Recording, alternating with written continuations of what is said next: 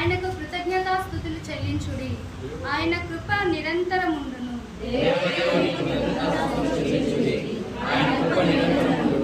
ప్రభువుల ప్రభువునకు కృతజ్ఞతాస్తుతులు చెల్లించుడి. ఆయన కృప నిరంతరముండును.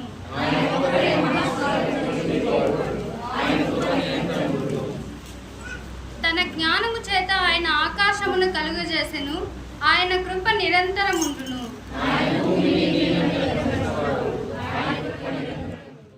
మహాపరిశుద్ధుడైన దయగల తండ్రి, ప్రేమల రాజా, ఇంకో నాయన ఈ దినమందు మమ్మల్ని ఒక్కొక్కరిని మీ సన్నిధానంలో నిలిపిన విధానాన్ని బట్టి మీకు కోటానికి స్తుతులు స్తోత్రములు చెల్లించుకుంటున్నాం తండ్రి. నాయన మేమేమై ఉన్నామో అది మీ చిత్తమై ఉంటున్నది కనుక నాయన మమ్మల్ని ఒక్కొక్కరిని మీ వాక్యం ద్వారా భద్రపరచండి, బలపరచండి. రానున్న దినాల్లో మీ నా మహిమార్థంగా ఒక్కొక్కరిని మమ్మల్ని వాడుకోమని వింటున్న వాక్యము ద్వారా నాయన మా హృదయాలలో నా తండ్రి నాయన మరీ తేటగా పరుచుకొని నాయన దినమెల్లా మీ నామంని స్తుతించే వారంగా మేము ఉండుటకు సహాయం చేయమని దేవునికి మహిమ కలుగుగాక. ఇప్పుడు వచ్చిన సంగతులందరికీ కూడా ప్రత్యేకమైన ధన్యవాదాలు తెలియజేస్తున్నాను. మరి దేవుని యొక్క మహాకృపను బట్టి ఈ యొక్క జూన్ మాసం మొట్టమొదటి ఆదివారం దినంలోనికి దేవుడు మనలందరినీ కూడా ప్రవేశింపజేసి ఆయన మహిమార్థకరంగా మన జీవితాల్లో దేవుడు ఎన్నో మేలు చేసి ఆయన కృపను మరలా ఆయన చూపించు ప్రతి దినము కూడా విడుబడి వాత్సల్యతతో ఆయన జాలితో మనల్ని ఆదరిస్తూ ధైర్యపరుస్తూ వచ్చాడు. మరి అందుకే మరొక దినాన్ని చూడటానికి దేవుడు మనకు సహాయం చేశాడు. మరొక మాసంలో దేవుడు మనల్ని ప్రవేశించడానికి కృప చూపించాడు. అందుని బట్టి దేవుడు మనల్ని స్తుతిస్తూ హల్లెలూయా, గట్టిగా రెండు చేతులు ఎత్తి హల్లెలూయా, హల్లెలూయా, హల్లెలూయా. మరి దేవుని యొక్క మాటలను మనము ఎన్నో పర్యాలు ఎన్నో సంవత్సరముల తరబడి మనం వింటూ ఉన్నాము. మరి దేవుని యొక్క మాటల్లో ఉన్నటువంటి సత్యం, దేవుని యొక్క మాటల్లో ఉన్నటువంటి ప్రతి విధమైన అమూల్యమైనటువంటి అంశం మనం గ్రహించి దాని ప్రకారంగా జీవిస్తేనే అది మన జీవితానికి ఒక చక్కని వెలుగుబాటుగా ఉంటారు. ఎందుకంటే వాక్యం చదివిస్తారు, నీ వాక్యము నా పాదములకు దీపము, నా త్రోవల గది నా త్రోవకు దీపము, నా పాదములకు హల్లెలూయా. మరి ఆ విధంగా దేవుని యొక్క వాక్యమును బట్టి మనం జీవించడము ఎంతైనా మనకు శ్రేష్టం. దేవుని యొక్క మాటలను ఎవరు కూడా నిర్లక్ష్యం చేయకూడదు. అలాగ నిర్లక్ష్యం చేసినప్పుడు కొన్ని పర్యాయాలు దేవుడు తన అనాది సంకల్పం చొప్పున మన ఎడల కలిగి ఉన్నటువంటి తలంపులను ఆలోచనలను నెరవేర్చబడటానికి మనమే అడ్డుగా నిలబడిపోతాం. దేవుడికి ఒక తలంపు ఉంటుంది, దేవుడికి ఒక ఆలోచన ఉంటుంది. నా ఎడలనైనా నీ ఎడలైనా కూడా ప్రతి వారి ఎడల కూడా దేవునికి ఒక సంకల్పము, ఒక ప్రణాళిక. అందును బట్టి దేవుడు మనల్ని ఇంతవరకు కూడా ఏం పెట్టాడు? సజీవ లెక్కలో పెట్టాడు, ప్రాణంతో పెట్టాడు. మరి దేవుని యొక్క వాక్య భాగంలో మనం గమనించినట్లయితే ఈ రీతిగా జీవిస్తున్నటువంటి మన జీవన విధాన శైలిని బట్టి మనము దేవునికి ఎంత కృతజ్ఞత కలిగి జీవించాలో, దేవుని యొక్క దృష్టిలో మనము ఎలాగ నీతి మంతులుగా బ్రతకాలో అనేటువంటిది మనం తెలుసుకోగలుగుతాం. చూడండి, పరిశుద్ధ గ్రంథం నుండి మనం గమనించినట్లయితే దేవుని కొరకు నిలబడేటువంటి వారి పట్ల దేవుడు వారికంటూ ఏమి ఇస్తాడో అనేటువంటి ఆలోచన మనకు రావచ్చు. అయితే వాక్య భాగంలో మనం గమనించినట్లయితే యెషయా గ్రంథము మొట్టమొదటి అధ్యాయము 9వ వచనాన్ని ఒకసారి చదువుకుందాం. మొదటి అధ్యాయము 9వ వచనం. సైన్యములకు అధిపత్యము యెహోవా బహు కొద్దిపాటి శేషము మనకు నిలుపని ఎడల మనము సొదొమ వలె నుందుము, గొమొర్రాతో సమానముగా ఉందుము అని వాక్య భాగంలో మనం గమనిస్తున్నాం. హల్లెలూయా, హల్లెలూయా. చూడండి, ఇక్కడ వాక్య భాగంలో గమనిస్తున్నట్లయితే సొదొమ గొమొర్రా పట్టణాలు కూర్చున్నటువంటి ఆ యొక్క విషయాలు మనం ఆలోచన చేస్తే అది చాలా ఘోరమైనటువంటి పాపముతో నింపబడినటువంటి పరిస్థితి, చాలా శాపానికి గురైనటువంటి పరిస్థితులు ఎందులో కనిపిస్తున్నాయంటే సొదొమ గొమొర్రా పట్టణాలు మనకు కనిపిస్తూ ఉన్నాయి. అయితే దేవుని యొక్క వాక్యం ఏమి సెలవిస్తుందంటే సైన్యములకు అధిపతి యెహోవా ఏమంటున్నాడంటే బహు కొద్దిపాటి శేషము మనకు నిలుపని ఎడల మనము సొదొమ వలె నుందుము, గొమొర్రా వలె సమానముగా ఉందుము అని చెప్తూ ఉంటున్నాడు. ఈ వాక్య భాగంలో మనం గమనిస్తున్నప్పుడు తండ్రి అయినటువంటి యెహోవా దేవుడు తన కొరకు ఒక శేషమును నిలుపుకునేటువంటి వాడుగా కనిపిస్తున్నాడు. తన కొరకు అనేది దేవుడు తన రాజ్యమును స్థిరపరిచే విషయంలో, దేవుడు తన రాజ్యమును కట్టుకునేటువంటి విషయాలు మనం ఆలోచన చేస్తే తనకంటూ ఒక శేషాన్ని దేవుడు నిలుపుకునేటువంటి వాడే. ఎందుకంటే భూప్రపంచం మీద చెదిరినటువంటి మనుషులందరూ కూడా నిజముగా అనేకమైనటువంటి పాపములను బట్టి, వ్యతిరేకతను బట్టి, దేవుని యొక్క ప్రణాళిక చొప్పున లోబడి నొల్లనటువంటి ప్రజలు తద్వారా దేవుని యొక్క శాపమును బట్టి ఉగ్రతను వచ్చి నశించిపోయినప్పటికీ కూడా దేవుడు కొంత శేషాన్ని తన రాజ్య వ్యాప్తి నిమిత్తము ఆయన నిలుపుకునేటువంటి వాడుగా మనకు అనిపిస్తూ ఉంటున్నాడు. హల్లెలూయా, హల్లెలూయా. మరి ఆ రీతిగానే మనం గమనిస్తూ ఉన్నప్పుడు పరిశుద్ధ గ్రంథంలో మనము ఈ వాక్యము సెలవిస్తున్నది, యెహోవా బహు కొద్దిపాటి శేషము మనకు నిలుబడి ఎడల మనము సొదొమ వలె నుందుము అని చెప్తుంటున్నాడు. మనకు కొద్దిపాటి శేషమును మిగిల్చకుండా ఉంటే మనం ఏమితో సమానమైపోయే వాళ్ళము? సొదొమతో గొమొర్రాతో సమానమైపోయేటువంటి వాళ్ళం. అయితే దేవుని యొక్క వాక్యం సెలవిస్తుంది, దేవుడు తన రాజ్య వ్యాప్తి నిమిత్తము ఆయన శేషముగా కొద్దిపాటి శేషమును మిగిల్చుకునేటువంటి వాడు. అలాగే దేవుని యొక్క వాక్యం అదే సమయంలో ఏం చెప్తుందంటే, యెహోవా బహు కొద్దిపాటి శేషము మనకు నిలుపని ఎడల. అంటే దేవుని కొరకు కొంత శేషాన్ని నిలుపుకుంటున్నాడు. అదే కాదు కానీ ఆయన మన కొరకు కూడా ఏం చేస్తాడంటే కొద్దిపాటి శేషమును నిలిపేటువంటి వాడు అని వాక్యంలో మనం గమనిస్తుంటున్నాము.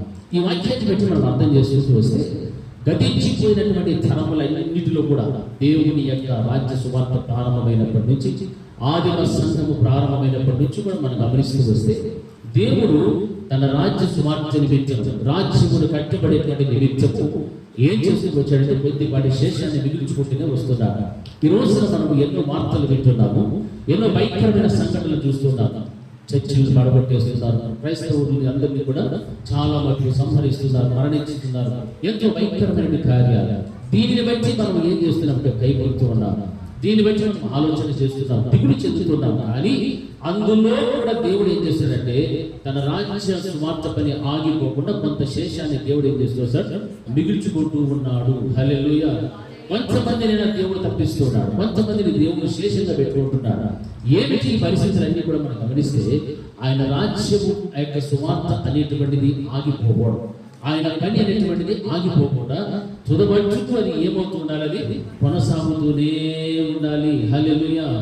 మనం అనుకోవచ్చు ఎంతో మంది నశించిపోతున్నారు, ఎంతో మంది గాయపడ్డారు, ఎంతో మంది కూలిపోయారు, నశించిపోయారు, కృంగిపోయారు. అయినా కొద్దిపాటి శేషాన్ని దేవుడు ఏం చేసుకొస్తున్నాడు, మిగుల్చుకుంటూనే వస్తున్నాడు. హల్లెలూయా, హల్లెలూయా. ఎందుకంటే మొట్టమొదటిగా ప్రారంభ దినాలలో నోవహు కాలమును గురించి మనం ఆలోచన చేయాలి.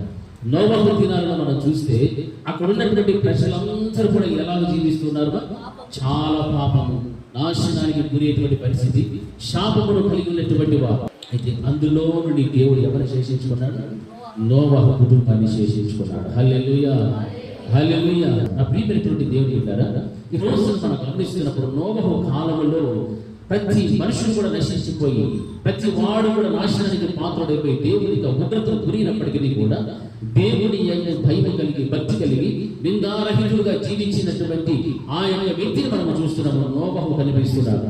ఆ వ్యక్తి దేవుని కొరకు ఏం చేస్తున్నాడు తెలుసా, శేషముగా ఆయన ప్రత్యేకించబడినటువంటి వాడుగా కనిపిస్తున్నాడు. దేవుడు తన కొరకు శేషంగా ఎన్నుకుంటే ఈయన ఏం చేస్తాడంటే దేవుని కొరకు శేషంగా తన కుటుంబాన్ని పక్కకి ప్రత్యేకమైనటువంటి జీవితాన్ని జీవిస్తూ వచ్చాడు. అందుకే ఆ తరంలో ఆయన వంటి నిందారహితులు కానీ ఏ ఒక్కడు కూడా లేదనేటువంటి వాక్యం మనం గమనిస్తున్నాం. అందుకే ఆయనలో ఉన్నటువంటి ఆ మంచి దేవుని యందు భయభక్తులు కలిగిన జీవితంలో బట్టి తనను తన కుటుంబాన్ని ఏం చేసుకోగలిగాడు, రక్షించుకోగలిగినాడు. హల్లెలూయా. గట్టిగా చెప్పాలి, హల్లెలూయా, హల్లెలూయా. అంటే దేవుడు మనకు శేషముగా ఏదైనా కొంచెం మిగిలిచి ఉండని ఎడల, నిలబడి ఎడల మనము ఏమైపోయి ఉండేటువంటి వాళ్ళం అని చెప్తుంది, సొదొమ గొమొర్రా వలె అయి ఉండేటువంటి వాళ్ళు, వాటితో సమానమైపోయేటువంటి వాళ్ళు. అంటే పాపములో శాపములో కూరుకుపోయి దేవుని యొక్క శాపమునకు ఉగ్రతకు గురైపోయి పూర్తిగా నాశనానికి గురైనటువంటి వాళ్ళం అయ్యేవారము అని వాక్యం సెలవిస్తుంది. అందుకే వాక్యం ఏమంటుందంటే యెహోవా దేవుడు బహు కొద్దిపాటి శేషము మనకు నిలుబడి ఎడల, మన కొరకు ఆయన ఏం చేసేటువంటి వాడు, కొంత శేషాన్ని దేవుడు నిలిపేటువంటి వాడే. మన కొరకు శేషం నిలిపేటువంటి వాడే. మన కుటుంబ వ్యవస్థలోనైనా, సంఘములోనైనా, సమాజంలోనైనా, ఎక్కడైనా కూడా సరే ఎంత నాశనం అయిపోయినప్పటికీ కూడా దేవుడు కొంత శేషాన్ని నిలిపేటువంటి వాడు. మన కొరకు దేవుడు ఏం చేశాడు? శేషమును నిలిపేటువంటి వాడు. అది వాక్యం సెలవిస్తూ ఉంటుంది. ఎందుకంటే ఆ యొక్క ప్రారంభ దినములలోనే దేవుని యొక్క రాజ్య సువార్త ప్రకటించబడుతున్నప్పటికీ కూడా ప్రజల యొక్క జీవితాలలో వ్యతిరేకత, ప్రజల యొక్క జీవితాలలో దేవునికి ఉగ్రతకు పాలయ్యేటువంటి స్థితి కనిపిస్తుంది. కానీ అందరూ నశించిపోయినా నోవహు కుటుంబం ఒక్కటే మిగిలింది. అక్కడ నుండి దేవుడు మరలా ఏం చేశాడు? తన యొక్క సంతానాన్ని అభివృద్ధి చేశాడు, ఫలించాడు. ఈ రోజున ఇక్కడ ఉన్నటువంటి అనేక మంది యొక్క జీవితాలు కానీ భూప్రపంచంలో చెందినటువంటి అన్ని దేశాలలో దరిదాపు 300 కోట్లకు పైగా ఎంతమంది ఉన్నారు? అందరూ కూడా క్రైస్తవులే జీవిస్తున్నారు. హల్లెలూయా! గట్టిగా చెప్పాలి, హల్లెలూయా, హల్లెలూయా. ఇంతగా దేవుని నమ్మినటువంటి బిడ్డల యొక్క జీవితాలు మనం చూస్తున్నప్పుడు ఆ రోజు మిగిల్చబడినటువంటిది కొద్దిపాటి శేషం మాత్రమే. ఆ కొద్దిపాటి శేషం ద్వారానే ఈ రోజున ఎన్ని కోట్ల మంది బ్రతుకులు మార్చబడ్డాయి. ఇంతమంది జీవితాల్లో దేవునికి అంకితమయ్యాయి. ఇంతమంది దేవుని యందు విశ్వాసం నుంచి దేవుళ్ళు నడుస్తూ ఉన్నారు. ఆయన యందు భయం కలిగి భక్తి కలిగి జీవిస్తున్నారంటే దేవుని యొక్క సంకల్పము, దేవుని యొక్క ప్రణాళిక, ఆయన యొక్క ఆలోచన ఏ విధంగా ఉన్నదో మనం గమనించాలి. మనం దేనిని బట్టి కూడా నిరుత్సాహపడకూడదు, దేనిని బట్టి కూడా మనం మునిగిపోకూడదు. ఈ విధమైనటువంటి పరిస్థితులు ఉన్నాయి ప్రపంచంలో. మనం ఇన్ని భయంకరమైనటువంటి దృశ్యాలు మనం చూస్తున్నాం, వింటున్నాం. కానీ దేవుడు కొద్దిపాటి శేషమును మన కొరకు ఏం చేసేవాడు? నిలిపేటువంటి దేవుడు. హల్లెలూయా, హల్లెలూయా. ఎట్టి చెప్పాలి, హల్లెలూయా, హల్లెలూయా. ఎందుకంటే ఈ రోజున మనం చూస్తున్నటువంటి విషయాన్ని బట్టి ఆ యొక్క నార్త్ దేశాల్లో కానీ లేకపోతే అమెరికా ఇటువంటి దేశాల్లో మనం గమనిస్తే దేవుని యొక్క సంఘం అనేటువంటిది నిలవలేనటువంటి పరిస్థితి.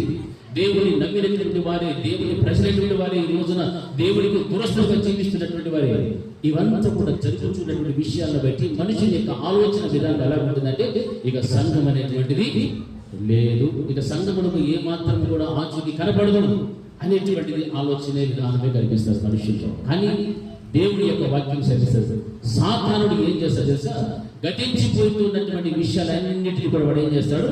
జ్ఞాపకం చేస్తూ ఉంటాడు. ఫలానా ఫలానా ఫలానా ఫలానా అని చెప్తాడు. మన వ్యక్తిగత జీవితంలో కూడా వాడు అదే చెప్తాడు. నీవు ఫలానా పాపము చేసిన వాడవు, ఫలానా పాపం చేసిన దానవు, నీలో ఉన్న బలహీనతలు ఇవి, నీవు అలాంటి దానివి, ఇలాంటి వాడు కూడా చెప్తే చూపిస్తాడు.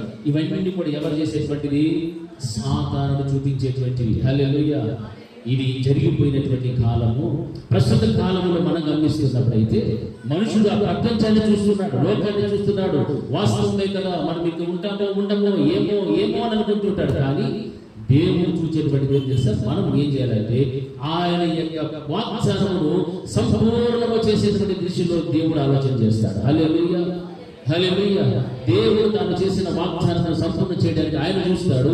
మనుషుడైతే జరుగుతున్న విషయాలు చూస్తాడు, సాతానుడైతే జరిగిపోయినటువంటి విషయాలను చూచి వాడు మనం భయపెడుతూ ఉంటాడు. హల్లెలూయా. ఇప్పుడు మనము దేని కొరకు కనిపెట్టుకుని ఉండాలా? దేని చూసి మనం అనుసరించాలా?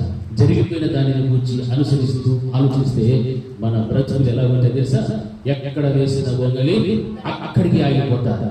ప్రస్తుతం జరుగుతున్నటువంటి విషయాలు కూడా మనం చూస్తున్నాం అనుకోండి, ఇలాగే చూస్తూ ఉండిపోతామంతే. అయ్యో అక్కడ ఇలా జరిగింది, అలా జరిగింది కాదు. మన నిరీక్షణ, మనం ఉన్నటువంటి భయం, భక్తి కలిగిన జీవితం ఎలా ఉండాలి అంటే జరగబోయేటువంటి దేవుని యొక్క వాగ్దానము, ఆ యొక్క వాగ్దానము సంపూర్ణంగా ఉన్నట్లుగా దేవుడు మన కొరకు చేసిన వాగ్దానం మనందరి జీవితాలు కూడా జరిగించడానికి మన కొరకు ఆయన ఏం చెబుతున్నాడంటే కొంత శేషమును ఆయన నిలిపేటువంటి దేవుడు. హల్లెలూయా. కొంత శేషాన్ని నిలిపేటువంటి దేవుడు. ఆ శేషము నిలుపుతున్నాడు అంటే మనకు దేవుడు ఏం ఇస్తున్నాడని కాపుదలిస్తాడు, భద్రతిస్తాడు. మనతో పాటు మన ద్వారా దేవుడి యొక్క కార్యములను జరిగించుకోవడానికి ఆయన అనాది సంకల్పమును నెరవేర్చేటువంటి దేవుడు. హల్లెలూయా. గట్టి చెప్పాలి, హల్లెలూయా. ఆ రీతిగా మన క్రైస్తవ జీవితం ముందుకు వెళ్తూ ఉండాలి. అంతే తప్ప గతించిపోయినటువంటి దాన్ని సాతాను గుర్తు చేస్తున్నప్పుడు పెరిగిపోకూడదు. ఎందుకంటే కుటుంబ వ్యవస్థలో కానీ సంఘాలలో కానీ ఈ రోజున పరిస్థితి మనం చూస్తే గతించిపోయిన వాటిని అన్నింటినీ కూడా ఏం చేసుకుంటుంటారు? తొడుగుతూ ఉంటారు. అయ్యో నీవు ఫలానా అప్పుడు ఇలా చేసేవి, ఫలానా కార్యాలు నువ్వు చేసేవి, నువ్వు అలాగొచ్చేవి, నువ్వు ఎలాగొచ్చేవి. అవసరం లేదు. ప్రస్తుతం జరుగుతున్నటువంటి వర్తమాన కాలాన్ని కూడా నీవు ఆలోచించాల్సిన అవసరం లేదు. జరగబోయేటువంటి భవిష్యత్తు కాలం గురించి మాత్రమే నీ దేవుని యందు నీ దృష్టి నిలుపు. హల్లెలూయా. ఇక చచ్చిపోతాను అనుకున్నావు, లేకపోతే కుటుంబాన్ని ఎవరు కూడా రక్షించేవాడు లేదు, లేకపోతే నా జీవితంలో ఏ విధమైన మార్గము లేదు అని అనుకుంటుంది. కానీ ముందున్నటువంటి భవిష్యత్తు కాలంలో దేవుడు నీ యందు కలిగినటువంటి ప్రణాళికను ఆయన నెరవేర్చడానికి సిద్ధమైనటువంటి దేవుడు. ఆయన వైపు నీవు చూడు, నీ కొరకు ఆయన కొంత శేషాన్ని మిగిల్చి ఉన్నాడు. హల్లెలూయా. గట్టి చెప్పాలి హల్లెలూయా. ఆ శేషము నీవు సంపాదించుకోవాలి. ఆ శేషము నీవు సంపాదించుకోవాలంటే నీ జీవితంలో నీవు ఎలా ఉండాలంటే దేవుని కొరకు శేషముగా మిగిలించబడేటువంటి ఒక విశ్వాసిగా నీవు నిలబడాలి. హల్లెలూయా. ఎలా నిలబడుతున్నావు? ఈ రోజు మన జీవితాల్లో చూస్తే కుటుంబాలలో ఎన్నో ఆటంకాలు. దేవుడితో సహవాసం చేయడానికి ఆటంకము, దేవుని యొక్క సన్నిధిలో గడపడానికి ఆటంకము, ప్రార్థన చేయడానికి ఆటంకము, వాక్యానుసారంగా బ్రతకాలంటే ఆటంకము, దేవుని మందిరానికి వెళ్ళాలి. ప్రతి విషయంలో కూడా కుటుంబ వ్యవస్థలో కూడా ఆటంకాలు కనిపిస్తున్నాయి, సంఘాలలో కొన్ని ఆటంకాలు కనిపిస్తున్నాయి, సమాజంలో కనిపిస్తున్నాయి. ఎన్ని వచ్చినా, ఎన్ని బాధలు వచ్చినా, కష్టములు వచ్చినా, శ్రమలు వచ్చినా, శోధనలు వచ్చినా, వాటన్నిటి నుండి కూడా నువ్వు ఎదుర్కొంటూ దేవుని వైపు నీ దృష్టిని కనుక చూపెడుతూ నీవు ముందుకు వెళితే అప్పుడే నీవు ఒక శేషముగా నిన్ను నీవు ఏం చేసుకుంటున్నావు? ప్రత్యేకించుకుంటూ ఉన్నావు. హల్లెలూయా. అప్పుడు దేవుడు నీ కోసం పెడతాడు, కొంత శేషాన్ని మిగిల్చుకుంటాడు. హల్లెలూయా. నీ కొరకు శేషం మిగిల్చబడాలి. నీ తరములోనే కాదు, నీ తర్వాత తరములలో కూడా శేషముగా మిగిల్చబడి దేవుని కొరకు నిలబడేటువంటి ఒక గొప్ప వ్యక్తులుగా, కుటుంబములుగా నీవు నిలబడాలి, స్థిరపడాలి అంటే నీ యొక్క జీవితంలో నీ వ్యక్తిగతంగా నీవు దేవుని కొరకు ఎలా నిలబడాలి? శేషముగా నిలబడాలి. హల్లెలూయా. శేషముగా అంటే మిగిల్చబడాలి. ఉదాహరణకు కుటుంబంలో 5 మంది ఉన్నారు, 4 దేవునికి వ్యతిరేకంగా అనుకుందాం. ఒక్కరైనా దేవుని కోసం ఏమైనా మిగిల్చబడాలా? శేషంగా మిగిల్చబడిపోవాలి అంతే. హల్లెలూయా. 5 మంది దేవుడికి వ్యతిరేకంగా కావచ్చు, 6వ వాడైనా సరే దేవుని కోసం ఏం చేయాలా? శేషంగా నిలబడాలి. ఆ శేషంగా నిలబడినటువంటి వాడి ద్వారానే దేవుని యొక్క సంకల్పం అనేటువంటిది నెరవేర్చబడతాది, దేవుని చిత్తము నెరవేర్చబడతాది, దేవుని కార్యాలు ముందుకు జరుగుతుంటాయి. వాటి ద్వారా జరుగుతూ ఆ కుటుంబాన్ని కూడా దేవుడు ఒక రోజున ఏం చేస్తాడు? రక్షించుకుంటాడు. హల్లెలూయా. ఎందుకంటే ఎవడు కూడా నశించిపోవడం దేవునికి ఇష్టం లేదు. నశించిన దానినే వెనక్కి రక్షించడానికి మనుష్య కుమారుడు లోకానికి వచ్చేను. ఆ వాక్యాన్ని బట్టి మనం బ్రతకాలి.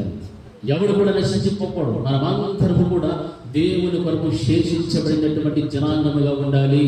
అప్పుడే దేవుడు మన కొరకు ఏం పెడతాడు? కొంత శేషాన్ని పెడతాడు. ఆ శేషం అనేటువంటి చివరిలో చెప్పుకుందాం. ఈ రోజున నీ జీవితంలో ఎలా ఉన్నామో అదే అనాది కాలంలో మనం చూస్తూ వస్తే, రెండవదిగా ఆ యొక్క మొట్టమొదటి నోవహు కాలంలో ప్రజలందరూ నశించిన నోవహు తన కుటుంబాన్ని దేవుడు శేషంగా మిగిల్చుకున్నాడు. ఆ తర్వాత గిద్యోను గురించి మనం ఆలోచన చేస్తే న్యాయాధిపతుల గ్రంథంలో మనకు ఆ విషయాలన్నీ కూడా కనిపిస్తాయి. ఆ యొక్క గిద్యోను గురించి మిద్యానీయులందరూ కూడా ఆ ఇశ్రాయేలు ప్రజల మీద వారు దండయాత్ర చేసి వారి బానిసలుగా చూస్తున్నప్పుడు గిద్యోను సైతం కూడా మిద్యానీయులకు మాటల ఆ చాటుగా ఉండి ఆయన ఏం చేసిన గోధుమలను గొల్లగొట్టుకుంటూ ఉన్నాడు. తండ్రి యెహోవా దేవుడు మాతృతో మాట్లాడడం ప్రారంభించారు. ఆ యొక్క గిద్యోను యుద్ధం వెళ్ళి జయించిన తర్వాత ఆ యొక్క ఇశ్రాయేలు ప్రజలందరూ కూడా గిద్యోను ఏమంటారు తెలుసా?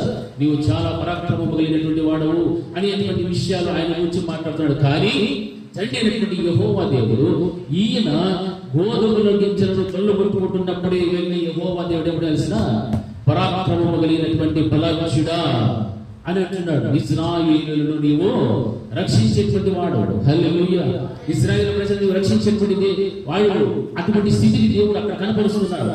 అంటే దేవుని యొక్క సంకల్పం ఏమిటి అంటే అక్కడ ఉన్నటువంటి ఇశ్రాయేలు ప్రజలు అందరూ ఉన్నారు, బానిసలుగా బ్రతుకుతున్నారు. కానీ వారిని అందులో నుండి బయటకు తీసుకురావడానికి, ఆ మిథ్యానీయుల మీద విజయం సంపాదించడానికి ఎవరిని వాడుకుంటున్నాడు దేవుడు అంటే గిద్యోనును వాడుకుంటున్నాడు. అంటే గిద్యోను దేవుడు ఏం చేస్తున్నాడు?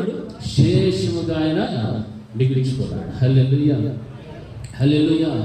32,000 మంది ఉన్నారు సైనికులు. అందరూ కూడా ఎంతమందిని తీసుకొచ్చాడు? లాస్ట్కి 300 మందితో దేవుడు విజయం సాధించాడు. గట్టిగా హల్లెలూయా. 32,000 మంది ఎక్కడ, 300 మంది ఎక్కడ? 32,000 మంది ఉన్నప్పటికీ కూడా ప్రయోజనం లేదు. కానీ ఒకే ఒక 300 మందితోనే ఏం చేసుకుంటూ వచ్చాడు? విజయం. ఆ విజయాన్ని సాధించుకున్న శక్తి దేవుడు ఉంది. తన ప్రజల ద్వారా, తన ప్రజల మీద ఎవరైతే దండయాత్ర చేస్తున్నారో వాటి మీద విజయాన్ని సాధించాలి అంటే ఆయన కొరకు శేషముగా మిగిల్చబడినటువంటి వారి ద్వారానే ఆయన పని జరిగించుకుంటాడు. హల్లెలూయా. హల్లెలూయా. ఈ స్థలంలో మనం ఎంతమంది ఉన్నామో అయితే అందరితో లేకపోతే ఎవరితో ఆయన చేయించుకుంటాడో వారితోనే దేవుడి యొక్క కార్యాలు జరుగుతాయి. ఇది మనం గమనించాలి. అందుకే మనమే ఏం చేసుకోవాలి తెలుసా? దేవుని కొరకు శేషము ఉండటం నేర్చుకోవాలి.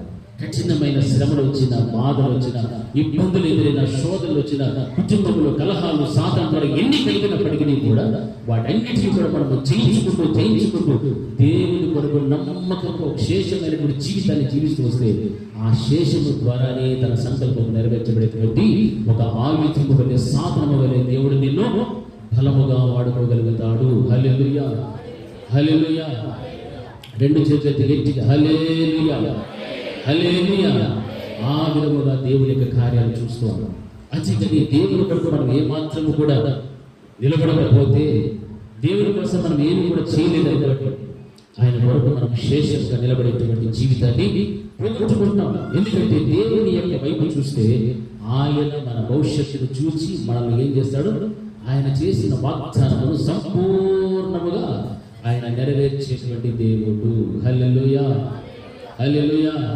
మన జీవితాల్లో దేవుని వాగ్దానం నెరవేర్చబడాలని ఉందా లేదా? ఎంతమందికి ఉంది?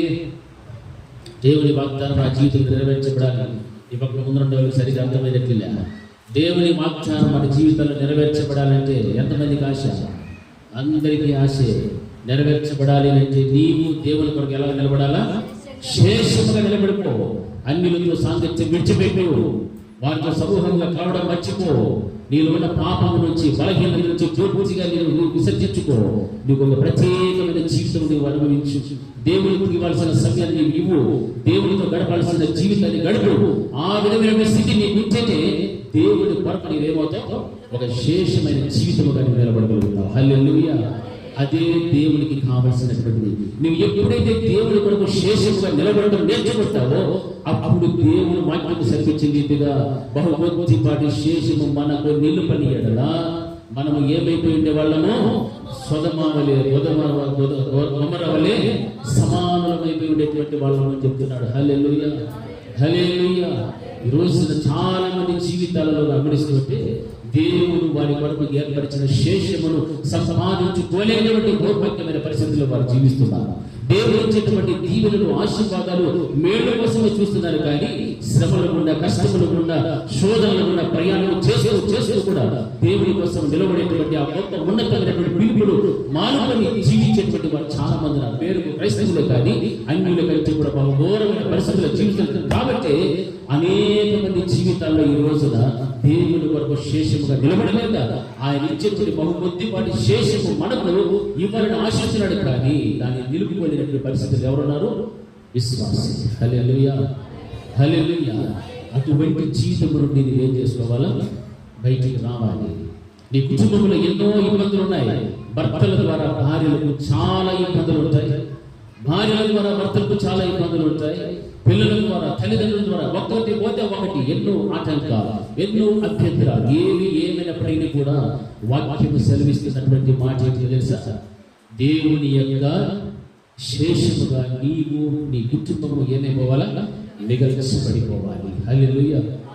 దావీదు అన్నాడు, నీ వాగ్దానం చేసిన ప్రభా నిత్యము కూడా నీ సన్నిధిలో నా కుటుంబం ఉండినట్లుగా దానిని ఆశీర్వదించున్నాడు. కానీ ఇంకా నాకు 10 రాజ్యాలు కావాలి, 10 సింహాసనాలు కావాలని కోరుకోలేదు. ఆయన కుటుంబం మాత్రం ఎక్కడుండాలని ఇష్టపడుతున్నాడు? ఆయన సన్నిధిలో ఉండటానికి. ఆయన సన్నిధిలో ఉండడానికి ఈరోజు నీవు కోరుకుంటేవో, నీ కుటుంబ సమేతంగా నీవు కోరుకుంటే నీవు దేవుని కొరకు ఏమైపోయినావు? ప్రత్యేకంగా శేషించబడినటువంటి కుటుంబము, ప్రత్యేకంగా శేషించబడినటువంటి జీవితంలో నీవు అనుభవిస్తూ ఉన్నావు. ఒక రోజున దేవుడు నీకేం పెడతాడు తెలుసా? బహుకొద్దిపాటి శేషము నీ కొరకు ఆయన నిలిపేటువంటి వాడు. హల్లెలూయా, హల్లెలూయా, హల్లెలూయా. ఇశ్రాయేలు ప్రజల గురించి మనందరికీ బాగా తెలుసు. ఇశ్రాయేలు ప్రజలు ఎక్కడున్నారు? ఐగుప్తు దేశంలో బానిస బ్రతుకులో ఉన్నారు. వీళ్ళందరూ కూడా వెలగావు 30 లక్షల మంది ప్రజలు. వీళ్ళందరూ కూడా ఒకరి మీద ఒకరు తొక్కిసలాడుకుంటూ, ఇనుప గడియలు మోసుకుంటూ అలాగే బానిసలుగా బ్రతుకుతున్నారే. కానీ ఐగుప్తీల మీద మాత్రం తొక్కేటువంటి ధైర్యం ఎవరికి కూడా లేదు. ఐగుప్తీని ఎదిరించే ధైర్యం కూడా ఎవరికి లేదు. అందరూ కూడా బానిసలుగా బ్రతుకుతున్నారు. కానీ దేవుడు అందులో నుంచి ఒక్కరిని ప్రత్యేకపరుచున్నాడు. హల్లెలూయా, హల్లెలూయా. ఒక్కరిని 30 లక్షల మంది ఇంచుమించు ఉన్నటువంటి ఇశ్రాయేలు ప్రజలలో ఒకే ఒక వ్యక్తిని దేవుడు శేషంగా నిలిచుకున్నాడు. ఆయన ఎవరు? మోషే గారు. హల్లెలూయా, మోషే గారు 40 సంవత్సరాలు చక్కగా దేవుడు ట్రైనింగ్ ఇచ్చాడు. మంచి అంచపురములు పెట్టాడు, గోల్డెన్ స్పూన్ అయిపోయాడు, చక్కని జీవితం జీవించాడు, చూపించాడు తన ప్రజలని. నేరుగా ఎవరి దగ్గర పంపించాడు? ప్రధాని దగ్గర పంపించాడు, ఫరో దగ్గర పంపించి ఒక్కటే మాట, నా ప్రజలను విడిచిపెట్టు. అంతే, నువ్వు ఎవరు ఏమైతే అవ్వత అవసరం లేదు. నా ప్రజలందరూ ఎక్కడికి వెళ్ళిపోవాలా? ఈ దేశం విడిచిపెట్టి వెళ్ళిపోవాలి. మాకంటే ఒక దేశం ఉంది, ఇక మేము బానిసలుగా బ్రతకడానికి మాకు ఇష్టం లేదు. ఇది తండ్రి యెహోవా దేవుడు సెలవిచ్చిన వాక్కు. హల్లెలూయా. అంతే, పెట్టాడు, ఎన్నో పెట్టాడు. అయితే చిట్ట చివరిగా తెగుళ్ళు వచ్చినప్పుడు వెంటనే భయపడిపోయి ఏం చేశాడు? తన ప్రజలందరినీ కూడా విడిచిపెట్టేశాడు, వెళ్ళిపోయారు. ఒక్క రాత్రి అన్ని లక్షల మంది ప్రజలు ఒక్క డెక్కను మిగలకుండా అందరినీ కూడా మోషే ద్వారా దేవుడు ఏం చేశాడు? నడిపించుకొని వెళ్ళిపోయాడు. అంటే దేవుడు శేషించుకునేటువంటి యొక్క విధానం ఎలా ఉంటుందంటే, తన ప్రజలను ఎలాగైనా సరే, ఎవరి ద్వారానైనా సరే ఏం చేసుకుంటాడు? రక్షించుకునేటువంటి దేవుడే. హల్లెలూయా. 30 లక్షల మంది ఒకే దేశంలో బానిసలుగా బ్రతుకుతున్నారు, తిరగబడలేదు, బానిసలైపోయారు. కానీ ఒక్కరి ద్వారానే దేవుడు అంతమంది రక్షించుకోగలిగాడు, బయటికి నడిపించాడు. అంటే ఇది ఎంత గొప్ప కార్యం చూడండి. మోషే ద్వారా దేవుడు తన ప్రజలందరినీ కూడా నడిపిస్తూ వచ్చాడు.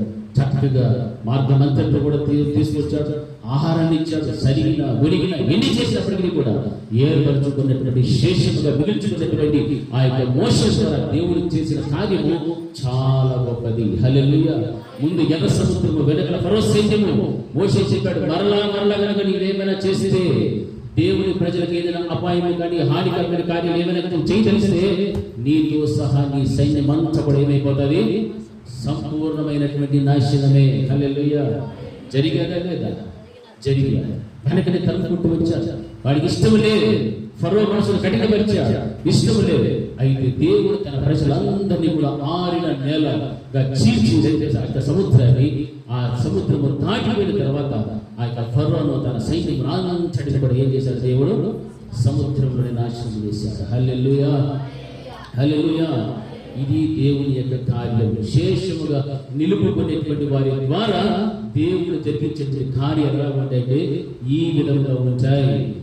ఈ రోజున దేవుడు శేషంగా మిగిల్చుకోలేనటువంటి వారు కూడా మేము ఏమో చేస్తాము, ఏమో అని అనుకుంటున్నారు. అటువంటి మాయ మాటల్లో చాలా మంది పడిపోతున్నారు, చాలా మంది అమాయకులైపోతున్నారు. దేవుడి కొరకు శేషముగా నిలబడాలంటే వారి జీవితంలో ఒక ప్రత్యేకమైన జీవితంగా ఉండాలి. హల్లెలూయా. అన్యులతో కానీ, అన్యాచారాలతో కానీ, విగ్రహారాధనతో కానీ, పాపముతో కానీ, శాపముతో కానీ ఏ విధమైన సంబంధాలు ఉండకూడదు. లోకానికి వీరికి ఏ విధమైన సహవాసము సంబంధాలు ఉండవు. అటువంటి వారి ద్వారా దేవుడు తన ప్రణాళికను ఏం చేసుకుంటాడు? నెరవేరుస్తాడు. అది దేవుని కొరకు శేషంగా మిగిలించబడడం అంటే అది ఆశామాషి పనిగా చాలా బహు గొప్పదైనటువంటి కార్యము. ఎవరు పడితే వాళ్ళు నడిపించడానికి దేవుడు అనుమతి ఇవ్వాలి. ఎవరు ఎన్నుకున్నాడు? మొదట మోషే ఎన్నుకున్నాడు. హల్లెలూయా. అంత గొప్ప దైవశీనుడు చక్కగా ప్రజలందరినీ నడుపుకుంటూ వచ్చాడు. అయితే ప్రజలలో ఉన్నటువంటి అవిధేయత, లోబడనటువంటి స్థితిని బట్టి అందరూ అరణ్యములు ఏమైపోయారు? రాలిపోయేది. హల్లెలూయా. ఇశ్రాయేలు ప్రజలు అందరూ అలాగే నడుచుకుంటూ వెళ్ళారు. వారి జీవితం చక్కగా కొనసాగుతోంది. మోషే తర్వాత వీరు కూడా ఒక బానిసత్వం నుంచి విడుదల వచ్చేది. విడుదల వచ్చిన తర్వాత సొంత ఆలోచనలు ప్రారంభమయ్యాయి. ఎవరిలో? ఇశ్రాయేలు ప్రజలు. మాకు న్యాయాధిపతులు కావాలి, మాకు రాజులు కావాలి, మాకు అది కావాలి, ఇది కావాలి. వీరిలో కూడా సొంత ఆలోచన, సొంత హృదయ వాంఛలు, కోరికలు ప్రారంభమైపోయాయి. వీరు ఎప్పుడైతే ఆ విధంగా ప్రారంభమయ్యారో అక్కడ వారికి వ్యతిరేకంగా ఉన్నటువంటి వారందరూ కూడా అదే సమయంలో బలపడడం ప్రారంభమయ్యారు. వీరు ఎప్పుడైతే తమంతటి తాము రాజులు ఎన్నుకుంటూ వచ్చారో, న్యాయాధిపతులు కావాలనుకుంటూ వచ్చారో, దేవుని యొక్క కృపకు మీరు ఏమవుతుందో తెలుసా? దూరం అవుతూ వచ్చారు. హల్లెలూయా. ఆయన తీర్పుకు గురయ్యారు. దేవుని యొక్క తీర్పుకు గురయ్యారు. కారణం ఏమిటంటే వారి యొక్క సొంత నిర్ణయాలు, సొంత జ్ఞానం, సొంత పరిపాలన, స్వపరిపాలన, ఈ విధంగా ఆలోచన చేసుకుంటూ వచ్చారు. కృప వెళ్ళిపోయాలి, తీర్పు అనేటువంటిది ప్రారంభమయ్యాలి. హల్లెలూయా. హల్లెలూయా. ప్రారంభమైపోయాలి. ఫిలిష్తీయులు అంతకంతకు ప్రబలమవుతూ బలిష్ఠులైపోయారు. సంసోను అక్కడ దేవుడు కట్టుకున్నాడు. హల్లెలూయా. ఇశ్రాయేలు ప్రజలందరినీ రక్షించడానికి అక్కడ ఎవరు నిలబెట్టి దేవుడు సంసోను లేపాడు. లేపాడు లేదా? సంసోను లేపాడు. సంసోను ద్వారా గొప్ప గొప్ప కార్యాలు చేయడం ప్రారంభించాడు. హల్లెలూయా. ఇవన్నీ కూడా దేవుడి కొరకు శేషించబడినటువంటి జీవితం ఎవరినైతే ఉంటుందో తన ప్రజలు ఎప్పటికీ విడిచిపెట్టకుండా వారి ద్వారా దేవుడు ఏం చేస్తూ వస్తాడు, నడిపించుకుంటూ వస్తాడు. ఎందుకంటే తన కార్యం నెరవేర్చబడాలంటే తన అనుకున్నటువంటి తన సంకల్పం ఏమైతే ఉన్నదో అవన్నీ కూడా నెరవేర్చబడాల్సింది. సంస్థలను దేవుడు వాడుకుంటున్నాడు. లక్షలాది మంది ఆ యొక్క దేవుడి కొరకు నిలబడినప్పటికీ కూడా, దేవుడు ఎరగినటువంటి పరిస్థితులప్పటికీ కూడా అనేక మంది ఆ యొక్క ఫిలిష్తీయుల చేతుల్లో ఏమైతే వచ్చారు, అనేక రీతిగా బానిసలుగా అవడానికి గురైపోతున్నారు. నా ప్రియమైనటువంటి దేవుని బిడ్డలారా, మనం గమనిస్తూ ఉన్నప్పుడు నిజంగా దేవుడు ఎన్నో కార్యాలు ఇశ్రాయేలు ప్రజల చేత దేవుడు ప్రారంభించారు. ఆయన సంస్థలతో మాట్లాడుతున్నప్పుడు ఏమని తెలుసా, ఫిలిష్తీయుల చేతిలో నుండి ఇశ్రాయేలును రక్షింప మొదలు పెట్టెను. హల్లెలూయా. ఇశ్రాయేలు ప్రజలను రక్షించడానికి మొదలు పెట్టాడు. ఏమి కారణమంటే వీరు దేవుని యొక్క కృపకు దూరం అయ్యారు, తీర్పుకు దగ్గర అయిపోయారు. అయినా దేవుడు ఆ ప్రజలను విడిచిపెట్టారు. అలాగ పడుతున్నా రక్షించుకోవడానికి సంవత్సరం దేవుడు లేపాడు. ఈ రోజున మన జీవితాల్లో కూడా ఆయన కొరకు శేషముగా నిలవబడాలి, శేషముగా నేను నిలబడాలి, నా కుటుంబం నిలబడాలి అని మనం కోరుకోవాలి. మన ద్వారా అనేక మందికి దేవుడు ఏమి ఇవ్వాలి, విడుదల ఇవ్వాలి. అనేక మంది జీవితాల్లో దేవుడు తన యొక్క కార్యాలన్నింటినీ కూడా నెరవేర్చబడాలి అనేటువంటి దానికి మన వంతుగా ఉపయోగపడేటువంటి సాధనములుగా నిలబడాలి. హల్లెలూయా. అదే దేవుడు కోరుకుంటున్నటువంటి మొదటి నుంచి మనం చూస్తూ వస్తున్నాం. ఆ తర్వాత దావీదుని దేవుడు ప్రత్యేకపరుచుకున్నాడు, శేషంగా నిలబెట్టుకున్నాడు. అదే ఫిలిష్తీయులందరూ కూడా యుద్ధ భూమిలో నిలబడ్డారు. తన సహోదరులందరూ కూడా ఉన్నారు. ఏ ఒక్కడు కూడా ధైర్యం చేయలేదు. ఏ ఒక్కడు కూడా యుద్ధ భూమిలోకి వెళ్ళి ఎదుర్కొన్నటువంటి గొలియాతును జయించడానికి వారు ఏమాత్రము కూడా సాహసం చేయలేకపోతున్నారు. కారణము భయపడుతున్నారు. వాడి ఒక్కడి చేతిలో మనం ఓడిపోతే ఈ ఇశ్రాయేలు ప్రజలందరూ ఏమైపోవాలా, బానిసలు అయిపోవాల్సింది. దావీదు వెళ్ళాడు, వెళ్ళి తన అన్నలకు ఆహారం తీసుకెళ్ళాడు. చూచాడు, పరిస్థితి అంతా చూశాడు. యుద్ధ భూమిలోకి వెళ్ళాడు. రాజా, నేను వెళ్తాను, నేను వెళ్ళి యొక్క ఫిలిష్తీయుని నేను ఓడిస్తాను అని ధైర్యంగా మాట్లాడుతున్నాడు. వెళ్ళాడు, ఓడించాడు, చంపేశాడు. ఇశ్రాయేలు ప్రజలకు ఏమొచ్చారు, విజయం వచ్చారు. హల్లెలూయా, హల్లెలూయా. అప్పుడే మన ఎత్తి పాడిన కీర్తన, యెహోవా మమ్ములను మర్చిపోలేదు, యెహోవా మమ్ములను మర్చిపోలేదు. ఇశ్రాయేలు వంశస్థులారా, ఆయనను నమ్ముకునుడి, ఆయన మీకు సహాయము, ఆయనే మీకు కేడము. హల్లెలూయా. అహరోను వంశస్థులారా, ఆయన నమ్ముకునుడి, ఆయనే మీకు సహాయము, ఆయనే మీకు కేడమని చెప్తున్నాడు. ఇంత గొప్ప కార్యాలు దేవుడు చేస్తున్నాడంటే, దేవుడు ఎవరినైతే శేషించుకుంటున్నాడో, ఎవరైతే దేవుడు కొరకు నేను శేషించబడాలని ఇష్టపడతారో వారి ద్వారా తన యొక్క చిత్తమునైనా తన ప్రణాళికనైనా ఏం చేస్తూ వస్తాడు, నెరవేర్చుకుంటూ వస్తాడు. హల్లెలూయా. ఇది మన జీవితంలో మనం చేయాల్సిన కార్యాలు. ఈ విధమైనటువంటి ప్రతికరిగిన జీవితం మనకు ఉండాలి. ఏదో ఆదివారం వచ్చాము, వెళ్ళిపోయాము, ఏదో వాక్యం చెప్పారు, విన్నాము, వెళ్ళిపోయాము, ఏదో ప్రార్థన చేసినాము, ఏదో అది ఇది వెళ్ళిపోవడం కాదు. ఈ రోజు నీ జీవితంలో శేషించబడినటువంటి జీవితం నీకుందా? దేవుని కొరకు నీవు శేషించబడ్డావా? ఎందులో నుంచి శేషించబడాలి? లోకములో నుండి, పాపములో నుండి, శాపములో నుండి, ప్రతి విధమైనటువంటి దుష్ట కార్యములు, సాంగత్యం అన్నిటిలో నుండి కూడా నిన్ను నీవు ఏం చేసుకోవాలా? శేషించుకోవాలి. అప్పుడే దేవుని యొక్క కార్యాలు నీ ద్వారా ఆయన జరిగించుకుంటాడు. హల్లెలూయా, హల్లెలూయా. ఈ రోజున సహవాసంగా కూడుకోవడానికి చాలా మందికి అవకాశం ఉండినా రాలేని పరిస్థితి, రావడానికి అనుకూలతలు ఉండినా సోమరిపోతున్నా, ఎన్ని చూడండి, ఆరోగ్యం ఉన్నా అనారోగ్యం అని చెప్పుకునేవారు. ఇలాగ ఎన్నో రకరకాలైనటువంటి జీవితాలు జీవిస్తున్నారే తప్ప మనం ఉన్నటువంటిది ఏ గడియలో తెలుసా? చివరి గడియలలో మనం జీవిస్తున్నాం. దేవుని యొక్క రాకడ బహు సమీపంలో ఉన్నటువంటి దినాలు. అటువంటి దినాలలో నిన్ను శేషించుకోకపోతే ఇక నీ ద్వారా దేవుని యొక్క సంకల్పము నెరవేర్చబడదు. నీవు సజీవుడిగా ఉన్నావు, సజీవురాలుగా ఉన్నావంటే దేవుడు నీ ద్వారా ఏదో ఒక కార్యాన్ని చెయ్యాలని. అంతేగాని దేవుడు నీ ద్వారా జరిగించవలసినటువంటి ఆ యొక్క కార్యాలకు నీవే అడ్డుగా నిలబడిపోతే ఇక నశించిపోతున్నటువంటి ఆత్మలను నీవు ఎంత మాత్రం రక్షించగలుగుతావు? వారి కొరకు ఎంత మాత్రం నీవు ప్రార్థిస్తావు? వారి కోసం నీవు ఎంత ప్రయాసపడతావు? వారి కోసం ఎంత సమయాన్ని నీవు ఇస్తావు? వారి కోసం దేవుడు చేయదలిసిన ప్రతి కార్యానికి నీవు ఎంత మాత్రము ఆయన పక్షంగా నిలబడగలుగుతావు? ఈ రోజున చాలా మటుకు సాతానుడికి లోబడిపోతున్నారు.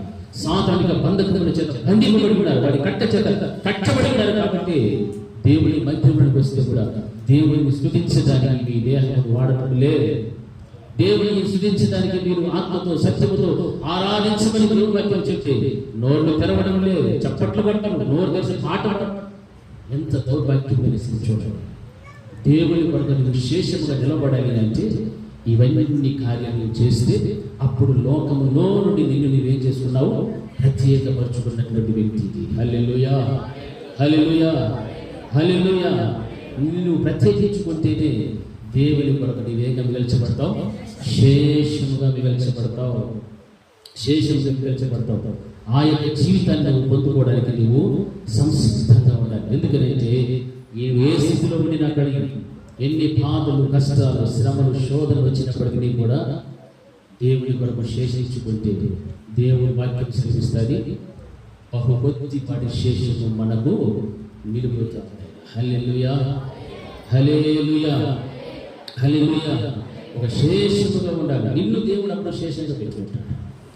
ఓ ఫలానా కుమార్తె, ఫలానా కుమారుడు, ఫలానా సంఘము, ఫలానా కుటుంబం నా కొరకు ఎలా ఉంది తెలుసా?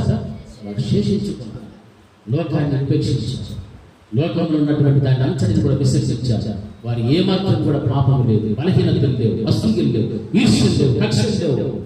ఏ విధమైనటువంటి పాప సంబంధమైన జీవితం లేదు, బలహీనతలు లేవు. వీరు ఎవరు? నా స్వరక్తము చేత సంపాదించుకున్న నా బిడ్డలు. హల్లెలూయా. నా స్వరక్తము చేత సంపాదించబడినటువంటి జనాంగం దేవుడు గట్టిగా చెప్పగలుగుతాడు. ఆ రీతిగా నిన్ను నువ్వు ఎప్పుడైతే ప్రత్యేకమైన జీవితం ప్రారంభిస్తావో ఆ ప్రత్యేకమైన జీవితాన్ని బట్టే దేవుడు నిన్ను, నీ కుటుంబాన్ని విశేషముగా మిగుల్చుకొని నీకంటూ ఒక బహుమతిపాటి శేషమును మిగులుస్తాడు. హల్లెలూయా, హల్లెలూయా, హల్లెలూయా. అందుకే మత్తయి సువార్త కూడా మనం మాట చూస్తే అక్కడ ఒక మాట రాయబడుతుంది. చదవండి. మత్తయి సువార్త 7వ అధ్యాయం 14వ వచనంలో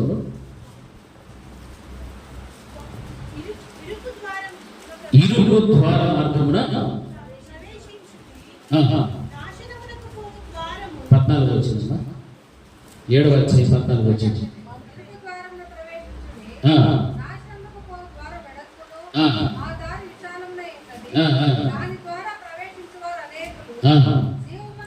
జీవమునకు పోవు ద్వారము ఇరుకును, ఆ దారి సంకుచితమై ఉన్నది, దానిని కనుగొను వారు పొందరే. హల్లెలూయా, హల్లెలూయా. దేవుని యొక్క మార్గం అనేది ఎలా ఉంటుంది? ఇరుకు మార్గం. కష్టాలు వస్తాయి, బాధలు వస్తాయి, రోగాలు వస్తాయి, అన్నీ వస్తాయి. కాబట్టి దీన్ని ఏ మార్గం అన్నారు? ఇరుకు మార్గం. ఈ ఇరుకు మార్గం గుండా ఎంతమంది వెళ్తున్నారు? కొంతమంది. హల్లెలూయా. మనకి ఎలా ఉండాలనిపిస్తుంది? విశాలమైన మార్గం కావాలి మనకు. విశాలత, ఇందులో విశాలత, ఇరుకు నుంచి విశాలతలోకి వచ్చే వెంటనే వచ్చే ఇరుకు అనేటువంటిది ఉండనే ఉండదు. యోగుని జ్ఞాపకం తెచ్చుకోండి, దానియేలు జ్ఞాపకం తెచ్చుకోండి. ఇలాగ పరిశుద్ధ గ్రంథంలో ఎంతో మంది భక్తుల జీవితాలు చూస్తే ఇరుకులోనే ప్రయాణించారు. తర్వాతని ఎక్కడ పెట్టాడు దేవుడు? విశాలతను తీసుకొచ్చాడు. కానీ క్రైస్తవ జీవితంలో ఈ రోజున వచ్చిన మాట ఏంటంటే యేసు అనుకుంటే అన్నీ పోతాయి. ఏంటి? అన్నీ కూడా వస్తాయి. అన్నీ మళ్ళీ ఏమొస్తాయి? ఎప్పుడు వస్తాయి? ఆరోగ్యం వస్తుంది, ఉద్యోగం వస్తుంది, అది వస్తుంది, ఇది వస్తుంది, అన్నీ డూప్ మాట. హల్లెలూయా, హల్లెలూయా. అవన్నీ వస్తాయి. వచ్చేదానికి ముందు ఏమొస్తాయి? శ్రమలు, కష్టాలు, బాధలు, శోధన. వాటిని ఎదుర్కొని నిలబడేటువంటి తమ్ము మనకి ఉండాలి. హల్లెలూయా. అప్పుడే దేవుడు మన కొరకు దాచి వచ్చిన మేళ్ళని ఇస్తాడు. అంతేగాని వచ్చి మీరు ఆంగని అడుగు పెట్టగానే మనకేం కావాలా? కష్టం వస్తుంటే చెయ్యి అడిగి పెట్టింది, ఆ పక్క పెట్టింది పైకి. ఏమి దేవుడు చూస్తాడు? వీడు వచ్చింది ఒక గంట కాలే, అప్పుడే చెయ్యి అడిగి వచ్చింది, నా దగ్గరికి వచ్చింది. కానీ దేవుడు చూసాడు నీ బతుకు ఎలా ఉంది దేవుడు చూస్తాడు. ఆ బ్రతుకులో మార్పు రావాలంటే నువ్వు శ్రమ పడాలి, కష్టపడాలి, అన్నీ జరగాలి. జరిగిన తర్వాతనే నేను ఒక రూపునికి దేవుడు తెచ్చి నీ ద్వారా ఏమైతే దేవుడు చేసుకోవాలో ఆ కార్యాలన్నింటినీ కూడా చేయగలుగుతాడు. అందుకే ఇరుకు ద్వారాన ప్రవేశించడానికి చాలా మంది తక్కువ. అది ఎలా ఉంది అంటే ఆ దారి సంకుచితమై ఉన్నది, దానిని కనుగొను వారు పొందరే. అంటే ఈ వాక్య ప్రకారం మనం గమనిస్తే దేవుని కొరకు శేషముగా నేను నా కుటుంబం మిగిల్చబడాలి అనుకునేటువంటి వాళ్ళు చాలా కొంచెం చాలా తక్కువ. విశాల మార్గంలో పోయేటువంటి దానికి ఆలోచించేవారు బహు ఎక్కువ మంది కనిపిస్తారు. అయితే దానివల్ల ప్రయోజనం లేదు. కానీ జీవ మార్గము, హల్లెలూయా, జీవ మార్గంలోకి వెళ్ళే ద్వారము అది ఇరుకు సంకుచితమయ్యేది. ఆ మార్గము గుండా మనం ప్రయాణించడానికి ఇష్టపడితే నీవు దేవుని కొరకు ఏం చేసుకున్న దాన్ని తెలుసా? శేషముగా మిగుల్చుకున్న దానివి. నేను దేవుని కొరకు శేషంగా మిగిల్చబడ్డా. ఎందులో నుంచి? విశాలమైన మార్గంలో నుండి ఎక్కడికి వచ్చారు? ఇప్పుడు విశాలమైన మార్గం చెప్తారు. అవసరం లేదు, నువ్వు గొప్పతే ఏమి శించేది ఏమి లేదు అక్కడ అంటే. నువ్వు గొప్పతే పాటలు పాడేవాళ్ళు లేరా? నువ్వు గొప్పతే స్థుతించేవాళ్ళు లేరా? నువ్వు గొప్పతే అది లేదా ఇది ఆగు అంటారు. ఎవరు? విశాలమైన మార్గం. ఇరుకు మార్గం అనుకుంటుంది. అందులో ప్రవేశించాల్సిన వేరు. అందరికంటే ముందు నేను వెళ్ళాలి, నా దేవుని ఆరాధించాలి, నా దేవుని స్తుతించాలి, నా దేవుని మందిరంలో పరిచయం చేయాలి, నా దేవుని కొరకు నాకంటూ ఒక ప్రత్యేకత నేను కనపరచుకోవాలని ఇరుకు మార్గంలో ప్రయాణించే వారి ఆలోచన ఆ రీతిగా ఉంటారు. అందుకే కుటుంబ వ్యవస్థలో కూడా ఒకరిని సాతాను పట్టుకుంటే ఒకరు దేవుని పట్టుకుంటారు. సాతాను పట్టుకున్న వాళ్ళందరూ కూడా ఇలాంటి మాటలే మాట్లాడతారు. అవసరం లేదు, అవునా, ఏమి, నీకా, నాకా అన్నట్టుగా ఉంటారు. కానీ దేవుని కొరకు శేషంగా మిగల్చబడాలి అనుకునేటువంటి బిడ్డలు మాత్రము ఎన్ని శ్రమలు వచ్చినా, నిందలు వచ్చినా, అవమానాలు వచ్చినా, కష్టములు వచ్చినా వాటిని అన్నింటినీ ఎదుర్కొంటూ ఎక్కడికి వస్తారు? అంతే, వీడొచ్చి పడిపోతారు. హల్లెలూయా, హల్లెలూయా, హల్లెలూయా. దానివల్ల వచ్చే ప్రయోజనాలు ఏమిటో అని మనం అనుకోవచ్చు, చెప్తారు. ఆ తర్వాత మాట ఉంది, యోహాను యెషయా గ్రంథంలో 37వ అధ్యాయం 33వ వచనం ఒకసారి చదువుకోండి.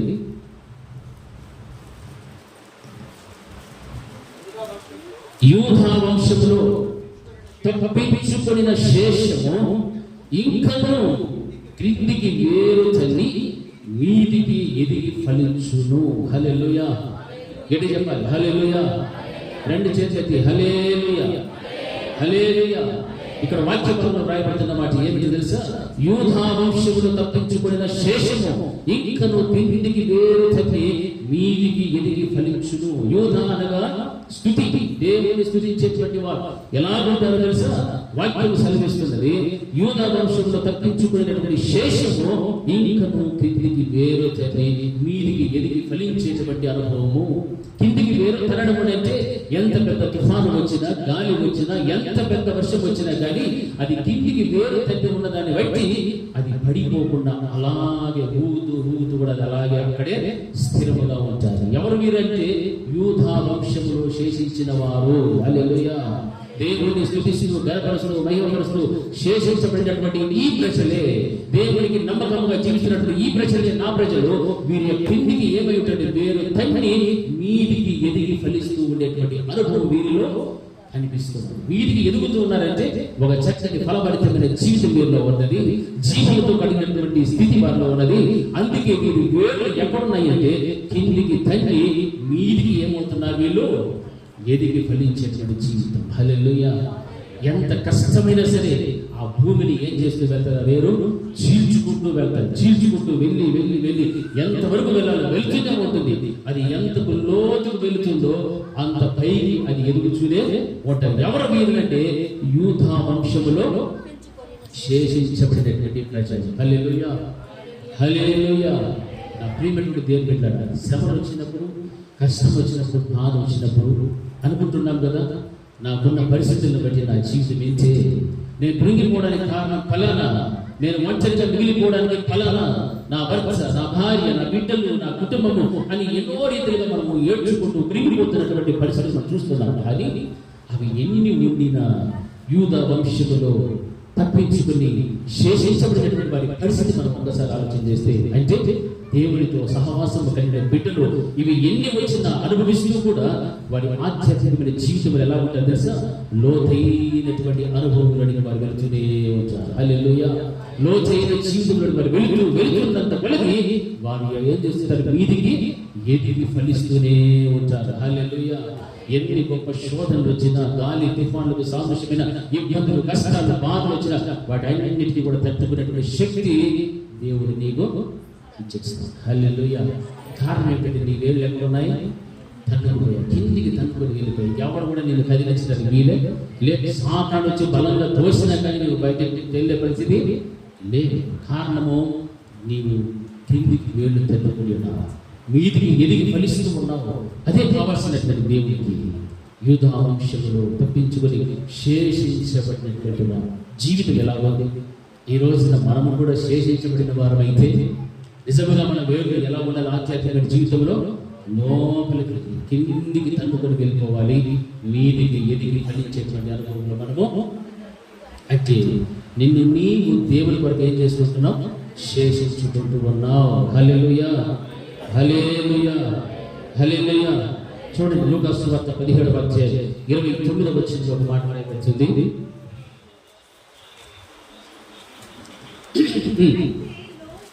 అయితే లోతు సొదొమ విడిచిపోయిన దినమున ఆకాశము నుండి అగ్ని గంధకములు కురిసి వారి అందరినీ నాశనము చేసెను.